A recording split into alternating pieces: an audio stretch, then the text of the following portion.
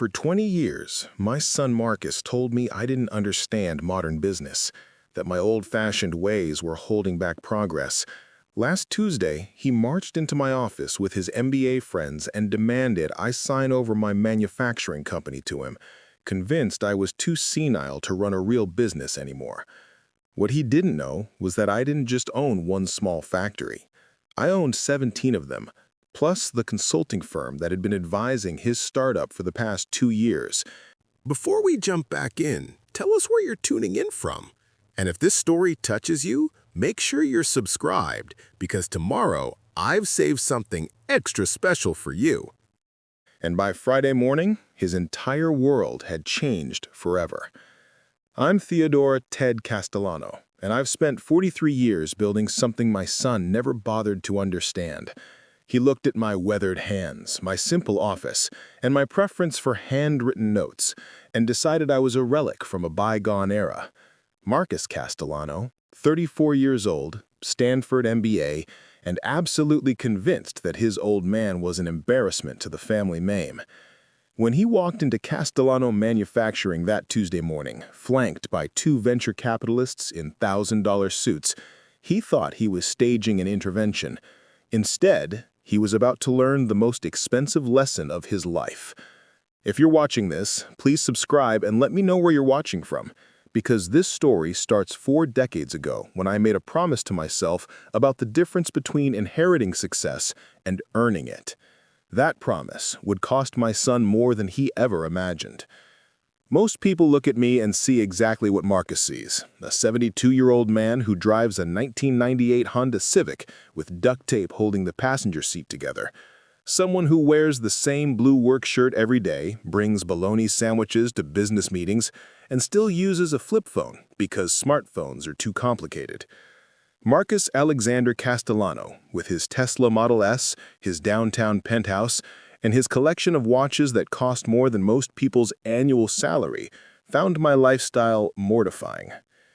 "Dad, you literally look like a janitor," he told me last Christmas when I showed up to his holiday party. "My business partners are going to think I come from poverty." Business partners who wouldn't exist without the seed money I'd quietly provided through a shell company. But Marcus didn't need to know that detail yet. The first sign I was losing my son happened 3 years ago. He started referring to my factory as the family business in conversations, then my future inheritance, then just my company. "When I retire," he announced over Thanksgiving dinner, "I'll obviously modernize the entire operation. You can stay on as a consultant if you want." A consultant for the company I built from nothing. The second sign came when he brought those venture capitalists to tour my facility.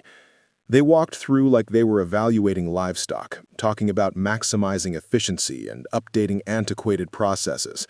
"This facility has incredible potential," one of them told Marcus while I stood right there. "Once you remove the emotional attachment to obsolete methods, you could triple the output." Emotional attachment to the methods that had kept us profitable for 40 years. What Marcus doesn't know is that I've been watching his startup struggle for the past 18 months, watching him burn through investor money on unnecessary expenses while preaching to me about fiscal responsibility. The $60,000 office renovation, the company retreat to Cabo, the executive bonuses for a company that hasn't turned a profit. In his world, spending other people's money was sophisticated business strategy. My preference for reinvesting profits back into equipment and employee benefits was just old-school thinking. "Dad's kind of stuck in the past," I heard him tell a reporter from the Business Journal last month. "Blue-collar mentality. He built something decent for his generation, but he doesn't understand scalable business models or market disruption." Market disruption, as if I hadn't been adapting to market changes since before he was born. But the breaking point wasn't the condescension or the dismissal or even the public interviews where he talked about me like I was a burden he had inherited. It was what happened last Tuesday when Marcus walked into my office with Daniel Chen and Patricia Morrison, 2 venture capitalists who thought they were about to acquire a quaint family manufacturing business. They entered like they owned the place. Daniel immediately started taking pictures of my equipment with his phone, probably calculating resale values. Patricia opened her laptop and began typing notes about facility upgrades and workforce optimization. The machinery needs complete replacement, Marcus agreed, nodding toward the production floor, where my employees were building custom components that sold for premium prices. We can automate most of these positions and reduce overhead by 60%. Reduce overhead by 60%. He was talking about firing people who'd worked for me for decades, families I'd helped through medical emergencies and college tuitions and mortgage problems, people who weren't just employees, but neighbors and friends. "Dad," Marcus said as they finished their evaluation, "Daniel and Patricia have made a generous offer for the company. It's time for someone with modern business education to take control." Someone with modern business education versus someone with 43 years of actual experience. I nodded and said nothing. That night, Marcus had no idea what he had just triggered. The text message came at 7:15 the next morning. "Dad, we finalized the terms. I need you to sign the paperwork by Friday. We're bringing in a management consulting firm to assess restructuring opportunities immediately. Management consulting firm to fix problems that didn't exist in a company that was more profitable than he realized." I called him immediately. He answered on the second ring, sounding excited. "Marcus, we need to discuss this transfer." "There's nothing to discuss. This is what's best for everyone. You've done your part, but it's time for people who understand modern markets to handle operations." People who understand modern markets? His startup that was hemorrhaging money versus my company that had been profitable for 41 consecutive years. What if I said no? Marcus laughed, the same dismissive laugh he'd been giving me for 2 decades.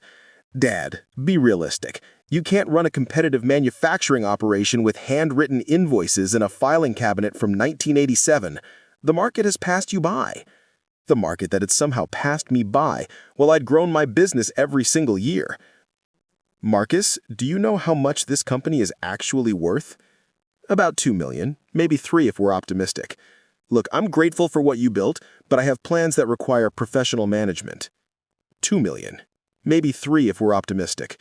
My son thought the company that supported his lifestyle, funded his startup, and paid for his MBA was worth less than his downtown penthouse. What happens if I refuse to sign? "Dad, don't make this complicated. Daniel's firm has lawyers who specialize in family business transitions. We can handle this cooperatively, or we can involve legal mediators, but either way, it's happening." Legal mediators for a transfer he assumed was inevitable. The paperwork arrived by courier that afternoon, beautifully formatted on Chen Morrison capital letterhead. The language was polite but clear. I had until Friday to execute the ownership transfer or face formal proceedings to establish Marcus's rightful control of family assets. Family assets I'd purchased with money I'd earned before he was born. The documents included a detailed restructuring timeline. Week 1, implement new management protocols. Week 2, begin workforce optimization. Week 3, initiate equipment modernization. Week 4, launch rebranding campaign. They'd even calculated my estimated retirement income based on typical manufacturing owner buyouts. The number was insulting, representing about 3% of my actual annual revenue. But what really got my attention was the final section. "We understand this transition may be emotionally difficult, but we're confident this arrangement serves the long-term interests of all stakeholders, including your financial security in retirement." My financial security in retirement, from people who thought my company was worth $2 million. I read the documents 3 times, then walked to my office safe and opened the compartment Marcus had never seen inside, the one containing documents that would have answered every question he had ever asked about my financial situation if he had ever bothered to ask. The papers were exactly where I'd left them. Castellano Incorporation documents, subsidiary acquisition records, patent portfolios, manufacturing contracts with Fortune 500 companies. I spread everything across my desk and took pictures with my phone.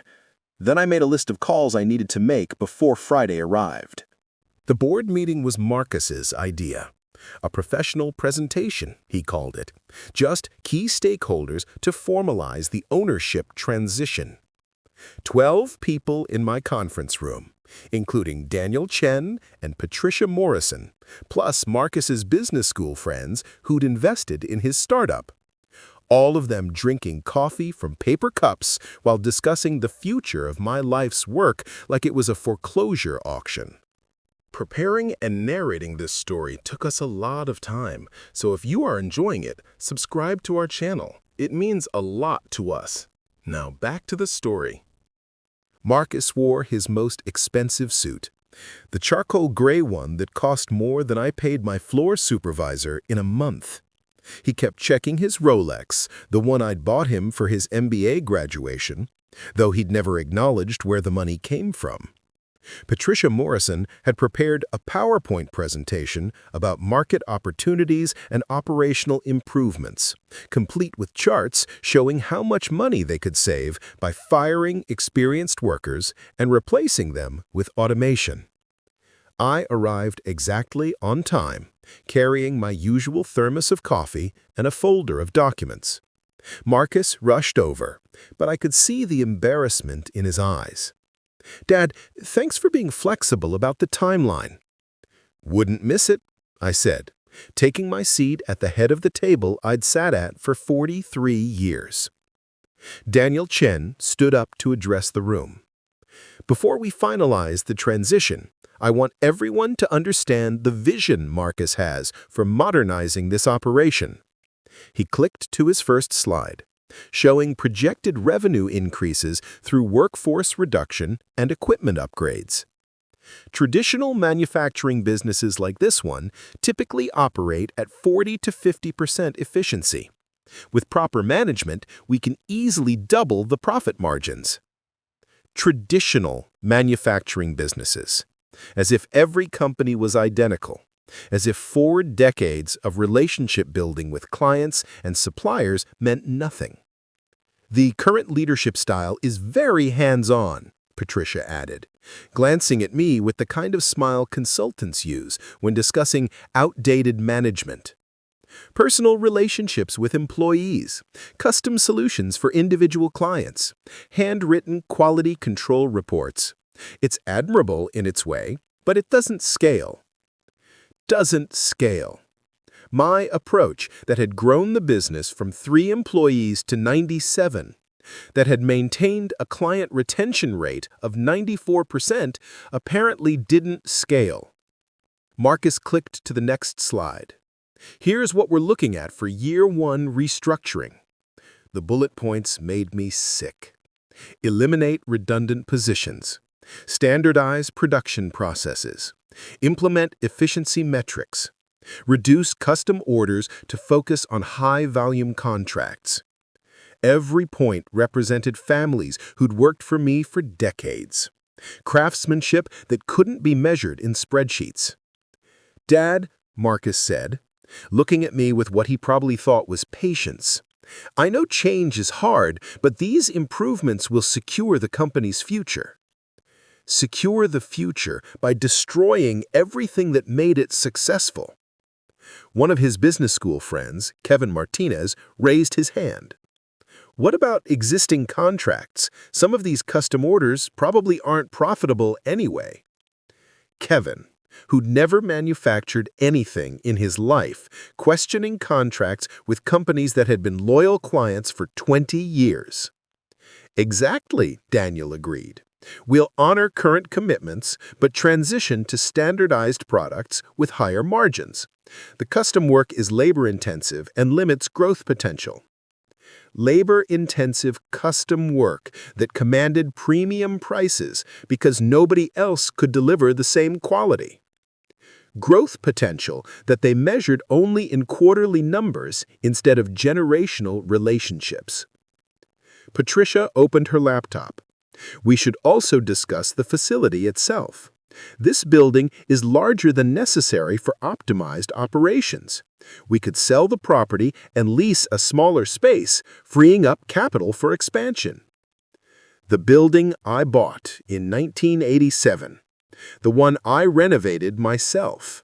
The one that housed not just production equipment, but also the break room where employees celebrated birthdays, the workshop where I trained apprentices, the office where I helped workers through personal crises. Just square footage to be monetized. How much do you think the property is worth? I asked quietly. Marcus perked up, probably thinking I was finally engaging constructively. The real estate agent estimated around $800,000. Good location, but the building needs updating to attract modern tenants. $800,000 for 15 acres of industrial property in a market where comparable land sold for triple that amount. And what do you think the total business is worth? I continued. Daniel consulted his notes. Based on the financial statements Marcus provided, we're looking at approximately $2.8 million in total assets. Very reasonable for a business of this size. Financial statements Marcus had provided. The basic profit and loss reports I gave him when he asked about company performance, not the comprehensive portfolio that showed the real scope of operations. Kevin, I said, turning to the young MBA who'd questioned my contracts, what do you think my annual revenue is? Kevin looked uncomfortable. Marcus mentioned around $3 million annually? Solid for a regional manufacturing operation. $3 million annually. The number Marcus had been telling people based on his superficial understanding of one division of my business. Patricia, I continued, what do you think I pay myself as owner? She glanced at her research notes. Probably around $60,000. Small business owners often underpay themselves to maintain operations. $60,000. Less than what I spent on employee bonuses last Christmas. Interesting assumptions, I said, opening my folder. Would anyone like to see the actual numbers? Marcus looked nervous. Dad, we don't need to get into detailed financials right now. Daniel and Patricia are professionals. They understand business valuations. Professionals who thought my company was worth less than Marcus's downtown penthouse. I pulled out a single document and placed it on the table. This is last year's tax return for Castellano Industries. The room went quiet as Daniel leaned forward to read it. His face changed first, confusion replacing confidence. Then Patricia saw the numbers, and I watched her realize that everything they had calculated was wrong. This shows revenue of $18.4 million, Daniel said slowly. That's just the primary manufacturing division. Would you like to see the subsidiary reports? Marcus grabbed the paper. That can't be right. Dad, you told me the company made around $3 million. You asked about profit margins on standard contracts. I answered your question accurately. You never asked about total revenue, government contracts, or patent licensing fees. Patent licensing? Kevin came out as a whisper. I pulled out another document. 47 utility patents registered over the past 30 years, licensed to manufacturers across 6 countries. Royalties alone generate $4.2 million annually. The room was completely silent now. Marcus stared at the documents like they were written in a foreign language. Government contracts, Patricia managed. I have Department of Defense, NASA, Department of Energy, specialized components for applications that require security clearances. Marcus never qualified for access to those files. Daniel cleared his throat. Mr. Castellano, if these numbers are accurate, why does the facility look so what? Basic, outdated, like a small operation. I smiled for the first time since the meeting started. Because appearance isn't everything, Daniel. Sometimes the most successful operations are the ones nobody thinks to steal. Marcus found his voice. Dad, why didn't you tell me? Tell you what, Marcus? You've been explaining to me for 20 years that I don't understand modern business. When exactly should I have interrupted your lectures to share financial details? Patricia was scrolling something on her laptop. Mr. Castellano, according to this industry database, Castellano Industries is ranked among the top specialized manufacturers in the region. Third place, actually. Been trying to crack the top 2 for the past 5 years. Daniel looked like he was going to be sick. Sir, if you don't mind me asking, what is your personal annual income? I pulled out one more document. Last year's personal tax return. Feel free to take a look. The number hit the room like a dropped anvil. Marcus actually made a choking sound.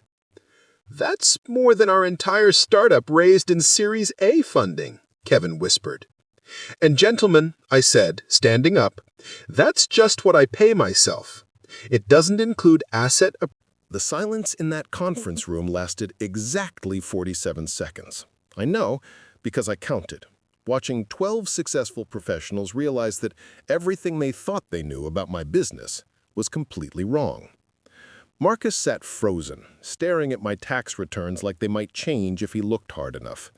Daniel Chen had gone pale, probably calculating how much money his firm had just lost by underestimating their acquisition target by a factor of 6. Patricia Morrison broke first. Mr. Castellano, I need to ask you directly. Are you telling us that you've been operating an $18 million business out of this facility for 43 years? 43 years in this building, I corrected.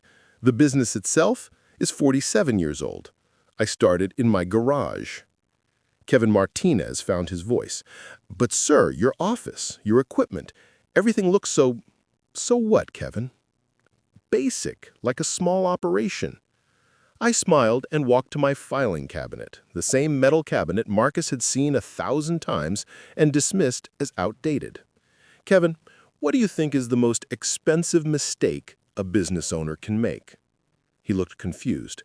Bad investments? Market timing? Looking successful when you're not, or looking unsuccessful when you are. I opened the top drawer and pulled out a thick folder marked Acquisitions, 2019 to 2024. Marcus, do you remember when Henderson Manufacturing went out of business 3 years ago? Marcus nodded slowly. You said it was sad, good people losing their jobs? It was sad. It was also an opportunity. I opened the folder. I bought their entire operation for $2.3 million. Equipment, client contracts, intellectual property, everything. Daniel leaned forward. You acquired Henderson? Henderson, Morrison Precision, Atlantic Components, and Riverside Manufacturing. 4 companies that went under during the economic downturn. Total acquisition cost, $8.1 million. I pulled out the purchase agreements. Current combined annual revenue from those acquisitions, $12.4 million. Patricia was typing frantically on her laptop. Mr. Castellano, that means you own 5 separate manufacturing operations? 17, actually. But who's counting? The room went dead silent again. Marcus made a sound like he was choking. 17 manufacturing facilities? Kevin whispered. Spread across 3 states, all operating under different names to avoid market concentration concerns. Would you like to see the organizational chart? I pulled out a laminated document that showed the complete corporate structure. Castellano Industries at the top, with 17 subsidiary companies branching below, each one specializing in different markets: aerospace components, medical devices, automotive parts, defense contracts, industrial machinery. This is Precision Dynamics in Phoenix, I pointed to one subsidiary. Bought it in 2018 when the owner retired. This is Atlantic Manufacturing in Baltimore, acquired during their bankruptcy proceedings in 2020. Mountain View Components in Denver, purchased last year when they couldn't compete with overseas pricing.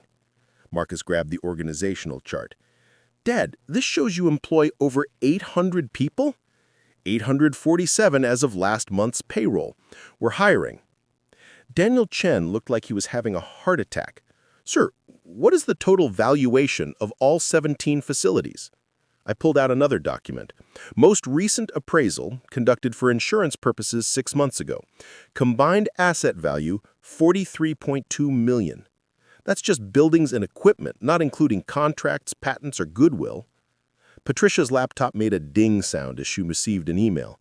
She read it quickly, then looked up with wide eyes. Mr. Castellano, I just received a response from our research team. According to industry databases, Castellano Industries is the third largest specialized manufacturing group in the western United States? Been trying to crack number 2 for 5 years, I admitted. Thompson Industrials is tough competition. Kevin was scrolling through something on his phone. Sir, it says here that you've been featured in Manufacturing Today magazine 6 times in the past decade. 7 times, actually. The most recent article came out last month. The Invisible Empire, How Traditional Values Built a Modern Manufacturing Dynasty. They interviewed me for 4 hours. Marcus grabbed Kevin's phone and read the article headline.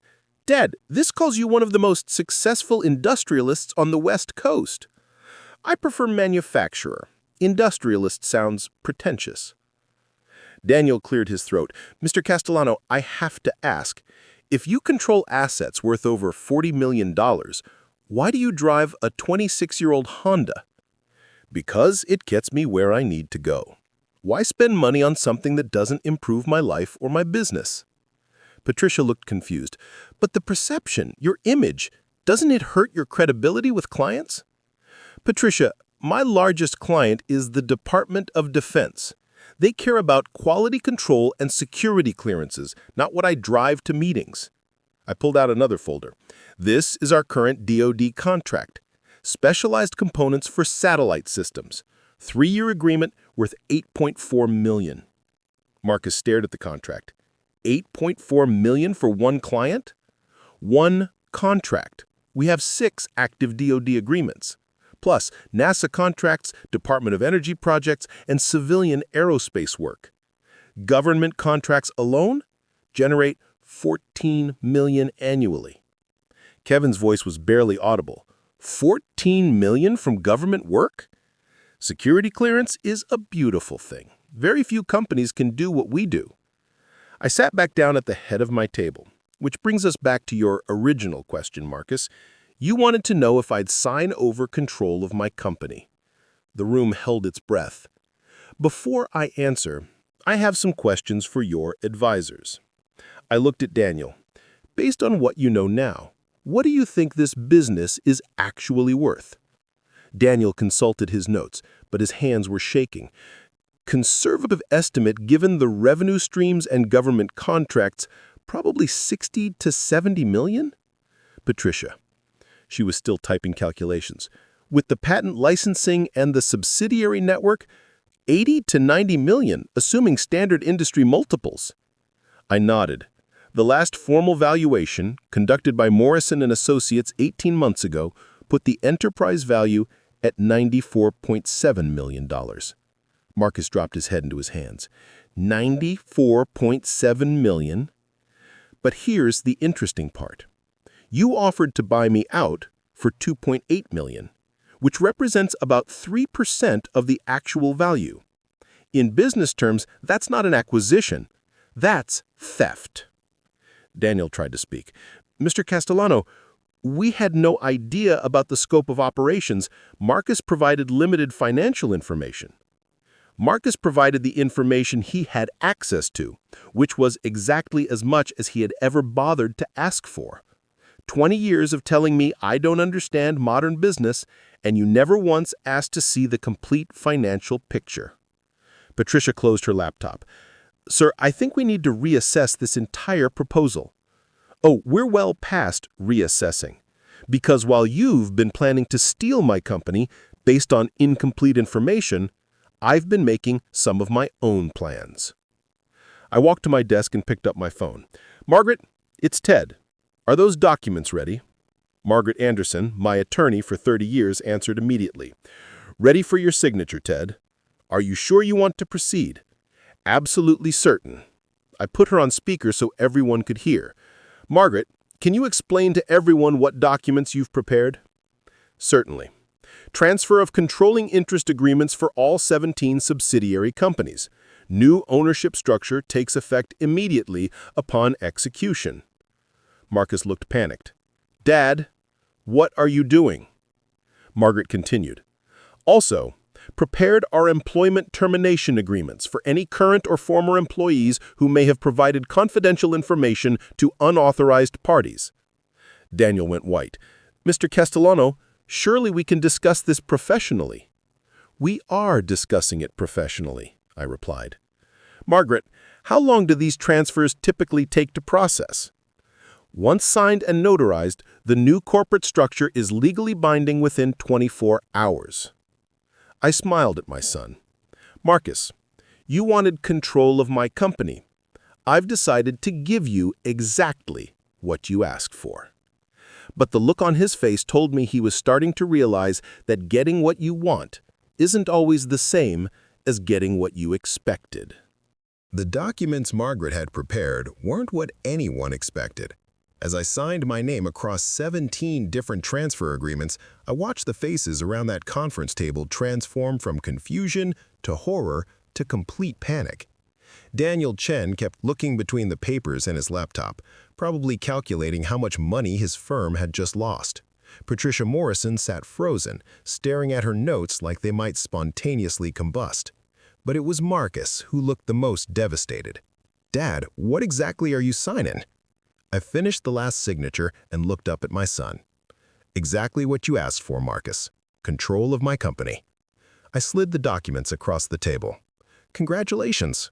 You're now the majority owner of Castellano Manufacturing." Marcus grabbed the papers, scanning frantically. "But this is just one facility. What about the other 16? What about them? Are those being transferred too?" I smiled. "Marcus, you asked for my company. Castellano Manufacturing, the business you've been critiquing for 20 years. It's yours." Daniel finally found his voice. "Mr. Castellano, what about the subsidiary operations?" "What subsidiary operations?" I asked innocently. Patricia pulled up her notes. "Precision Dynamics, Atlantic Manufacturing, Mountain View Components, all the companies you showed us." "Oh. Those aren't part of Castellano Manufacturing. Those are separate entities owned by Castellano Industries Holdings, my parent company." I pulled out another set of documents. Completely different corporate structure. The room went dead silent as everyone realized what had just happened. Marcus stared at the transfer papers. "Dad, you're saying I now own the smallest division of your business empire?" "The least profitable division, actually. Castellano Manufacturing handles mostly legacy contracts and training operations. Annual revenue last year was $2.9 million, almost exactly what you estimated." Kevin Martinez made a choking sound. "What's the annual profit?" I consulted my notes. "After all expenses, employee benefits, equipment maintenance, and facility costs, Marcus, your new company netted about $47,000 last year." "47,000?" Marcus's voice cracked. "Congratulations, son. You're now responsible for 38 employees, a 40-year-old building that needs a new roof, and equipment that requires constant maintenance." I stood up. "Oh, and the outstanding loan payments." Daniel leaned forward. "Loan payments?" "The building mortgage has 12 years remaining. Monthly payment is $4,200. Equipment financing has various terms. Total monthly obligations around $8,000. I pulled out the loan documents. All transferring with ownership, naturally. Patricia was typing furiously. "Mr. Castellano, that's over $10,000 in monthly fixed costs, plus payroll, insurance, utilities, and materials. Marcus, your monthly operating expenses are approximately $63,000. Marcus did the math on his phone, his hands shaking. "Dad, that means the company loses money every month." "Only if you can increase revenue. But you've been telling me for 20 years that you understand modern business better than I do. I'm sure you'll figure it out." Kevin raised his hand tentatively. "Sir, what happens to all the profitable divisions?"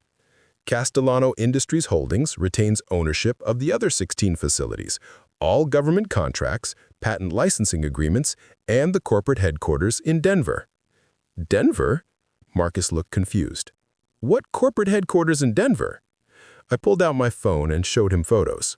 40,000 square foot facility, purchased in 2019, houses the executive offices, R&D department, and central administration for all subsidiary operations. I scrolled through more pictures. Also includes the legal department, accounting services, and strategic planning divisions. Patricia stared at the photos. This looks like a Fortune 500 headquarters. We're not Fortune 500, but we're working on it. I put my phone away. Marcus, as the new owner of Castellano Manufacturing, you'll need to negotiate separate contracts for any services you want to purchase from the parent company. What kind of services? Marcus asked weakly. Accounting, legal, marketing, IT support, procurement, quality control, all the back-office functions that kept your new company operational. I handed him a price list. Standard rates for external clients. Daniel grabbed the list. These service fees total almost $30,000 per month. Market rate for professional services. Marcus is free to source these functions elsewhere if he can find better prices. Marcus was reading through the service agreements, his face getting paler by the minute. Dad, without these support services, how am I supposed to run the company? The same way I did when I started. Figure it out as you go. I collected my papers. But Marcus, I should mention one more detail about your new acquisition. Everyone leaned forward. The current employees at Castellano Manufacturing, they're all within 5 years of retirement eligibility. I've been using this facility as a training ground for new hires and a comfortable landing spot for senior workers who wanted to slow down. Kevin's voice was barely a whisper. What does that mean for operations? It means Marcus inherited the least productive facility in my network, staffed primarily by people who are counting down to retirement. I smiled. But they're wonderful people with decades of experience. I'm sure they'll teach him everything he needs to know about manufacturing. Patricia closed her laptop with a snap. Mr. Castellano, this transfer seems deliberately structured to create problems for Marcus. Patricia, Marcus demanded control of my company because he believed I was incompetent. I gave him exactly what he asked for, along with the opportunity to prove his superior business acumen. I looked at my son. Isn't this what you wanted? Marcus stared at the ownership documents like they were a death sentence. Dad, I don't know how to run a manufacturing operation. Then you'd better learn quickly. Payroll is due next Friday. Daniel tried one last time. Mr. Castellano, perhaps we could restructure this arrangement, include some of the more profitable divisions. The profitable divisions weren't part of the original demand. Marcus specifically wanted Castellano Manufacturing, and that's what he received. I headed toward the door. Besides, I have other plans for those assets. What kind of plans? Marcus asked. I paused at the doorway. Well, since I no longer own a manufacturing facility in this area, I'll need to find somewhere else to locate my new research and development center. I was thinking of buying that industrial complex across town, the one with modern facilities and excellent transportation access. Patricia pulled up something on her phone. The Morrison Industrial Park? That property is worth $12 million. 12.8 according to yesterday's appraisal. I've already made an offer. Cash purchase, closing next week. Marcus stood up so fast his chair fell over. Dad, you're opening a competing facility? Not competing, Marcus, different market entirely.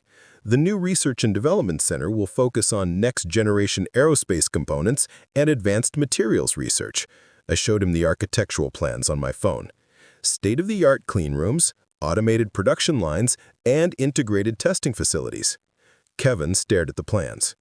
This looks like something NASA would build. NASA will be our primary tenant, actually. They're very interested in co-locating some of their research operations. I put my phone away. Of course, we'll need to hire experienced manufacturing personnel. I imagine quite a few talented workers might be interested in joining a cutting-edge operation with better pay and benefits. The implication hung in the air like smoke.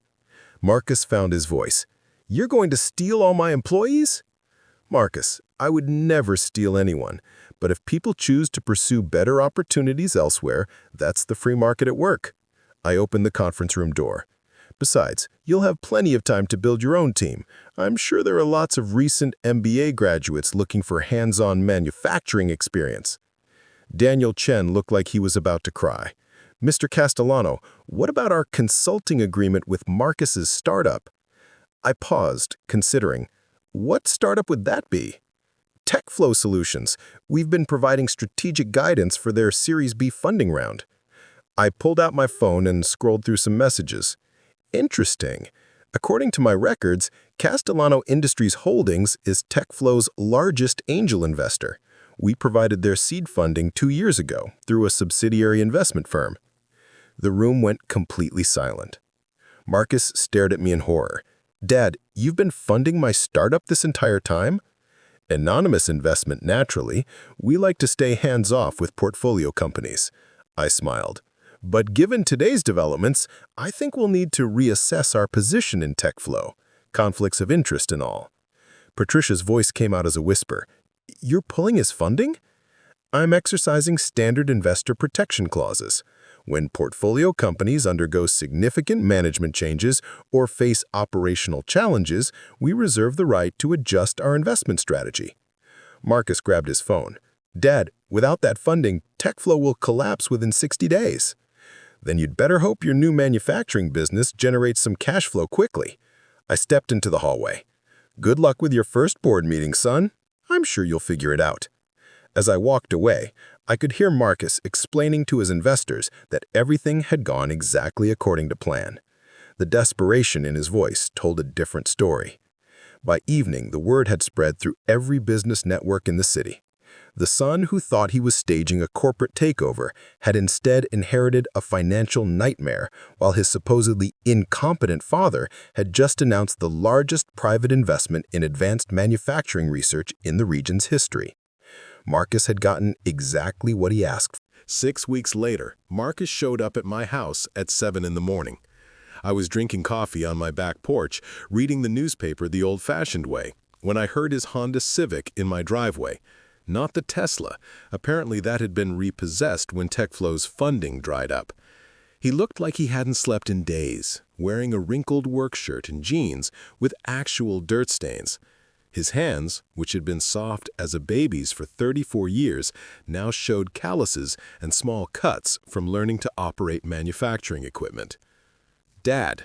He stood in my doorway holding a manila folder and looking nothing like the confident MBA who demanded my company 6 weeks ago. Marcus, you're up early. I haven't been sleeping much. He sat down across from me, the same spot where we'd had 1,000 conversations over the years, but everything felt different now. Can we talk? Of course. He opened the folder and spread out financial statements across my patio table. I wanted to show you what I've learned about the company, about your company, the one I thought I understood. I looked at the papers, handwritten notes and margins, calculations scribbled on napkins, pages marked with coffee stains and frustration. What did you learn? I learned that you weren't running an inefficient operation, you were running a training academy. Marcus's voice was quiet now, without the arrogance that had defined our relationship for 2 decades. Every process I thought was outdated, it was designed to teach people skills they couldn't learn anywhere else. He pulled out a photograph, one of my employees working with a young apprentice. Charlie Rossetti. He's 63 years old. I thought he was dead weight, someone you kept around out of sentimentality.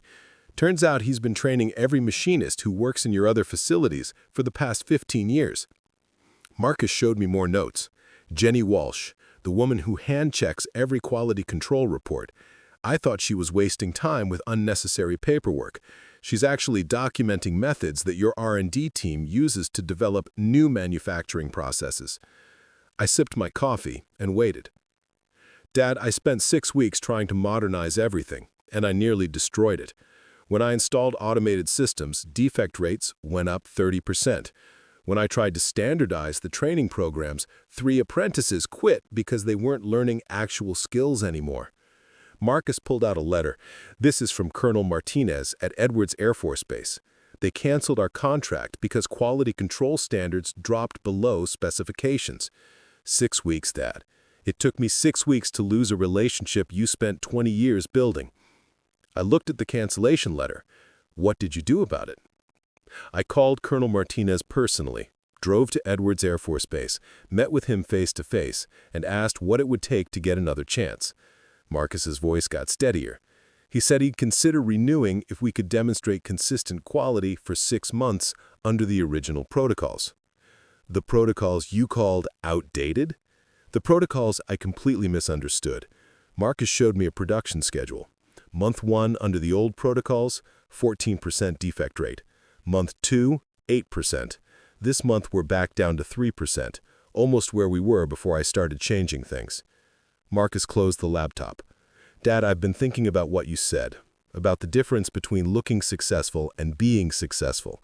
I spent 20 years looking at your operation and seeing inefficiency, when I should have been seeing mastery. I set down my coffee cup. What changed your mind? Failure.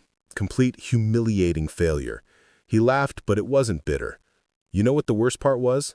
Every employee at that facility tried to warn me. They kept saying your father does it this way for a reason, but I thought they were just resistant to change. Marcus pulled out another document. This is a resignation letter from Mike Torres, the floor supervisor. He was going to quit rather than watch me destroy something he'd helped build for 12 years. I convinced him to stay by promising I'd shut up and listen for 30 days. What did you learn in 30 days? That every person in that facility knows more about manufacturing than I learned in 2 years of business school. That the relationships you built with suppliers and clients aren't just contacts in a database. They're partnerships based on decades of trust and consistent quality. Marcus showed me a handwritten letter. This is from Mrs. Chen at Pacific Components. She's been ordering custom parts from us for 18 years. When quality started slipping, she didn't just cancel the contract. She wrote me a personal letter explaining how much her reliability had meant to her family's business. He looked at me directly for the first time in months. Dad, I want to ask you something, and I need you to tell me the truth. Okay. When I demanded control of the company, did you know I would fail? I considered the question carefully. Marcus, I knew you would struggle. I hoped you would learn. What's the difference? Struggling means facing challenges and working through them. Learning means becoming someone different because of those challenges. I looked at my son, really looked at him. Which one happened?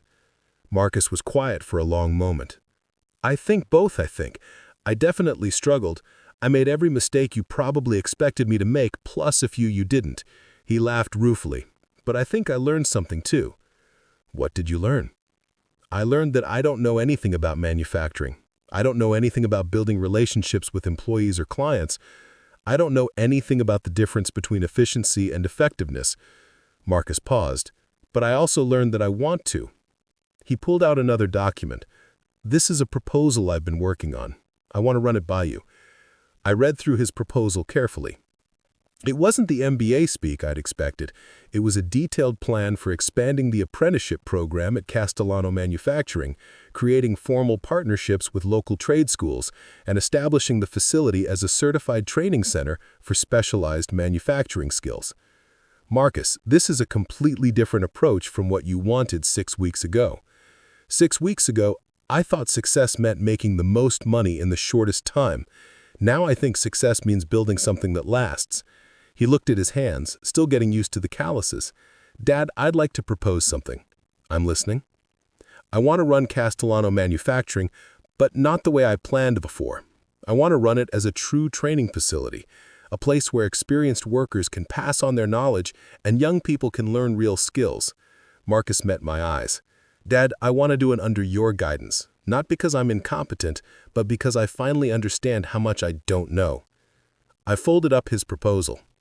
What about your startup, your MBA friends, the lifestyle you were building? The startup failed when the funding disappeared. Most of my MBA friends stopped returning my calls when they realized I wasn't going to be a quick success story. He shrugged. And as for the lifestyle, it turns out I was living on borrowed money and borrowed time. I'd rather build something real. He stood up and walked to the railing of my porch, looking out at the neighborhood where he'd grown up.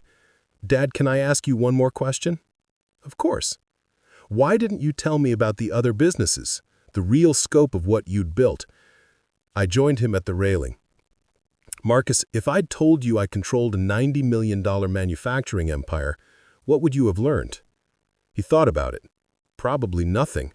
I would have assumed I was entitled to inherit it all. And now? Now I know that I need to earn the right to be part of something that important. Marcus turned to me. Dad, I don't want to inherit your empire. I want to contribute to it. but I want to start by proving I can handle the responsibility you've already given me. I looked at my son, and for the first time in 20 years, I saw someone I recognized. Not the entitled young man who demanded success without effort, but a person willing to learn from failure and build something meaningful. Marcus, there's something I want to show you. I led him to my home office and opened the safe he'd never seen inside. These are the succession plans I've been working on for the past 5 years. He read through the documents carefully. Dad, this shows you planning to turn over operational control of all 17 facilities to me over a 10-year period. Contingent on demonstrated competency and earned trust. I pointed to the specific benchmarks outlined in the plan. 1 year successfully managing Castellano Manufacturing, 2 years expanding the training programs, 3 years developing new client relations. He stared at the timeline. You were always planning to include me, even when I was being arrogant and demanding. I was planning to give you the opportunity to include yourself. There's a difference. He nodded slowly. Dad, I have one more request. What's that? I'd like to start over, not as my son who deserves something, but as an employee who needs to earn it. Extend your hand. Would Castellano Industries consider hiring a former MBA who's recently learned the value of starting at the bottom? I shook his hand. I think we might have an opening in our management training program. Fair warning, though, it's a 10-year commitment, and the old man who runs it can be pretty demanding. Marcus smiled, and for the first time in years, it reached his eyes. I'm looking forward to meeting him. 6 months later, I got a call from Colonel Martinez. The quality control scores at Castellano Manufacturing had exceeded previous benchmarks for 3 consecutive months, and he wanted to discuss expanding our contract. When I told him my son was now running day-to-day operations, he said something that made me prouder than any business award I'd ever received. Mr. Castellano, your boy has the same attention to detail and commitment to excellence that made us want to work with your family in the first place. Whatever you taught him about manufacturing, he's putting it to good use. What I taught him wasn't about manufacturing. It was about the difference between demanding respect and earning it. But that's a lesson that can't be inherited. It has to be learned through failure, humility, and the willingness to start over. Up next, you've got 2 more standout stories right on your screen. If this one hit the mark, you won't want to pass these up. Just click and check them out. And don't forget to subscribe and turn on the notification bell so you don't miss any upload from us.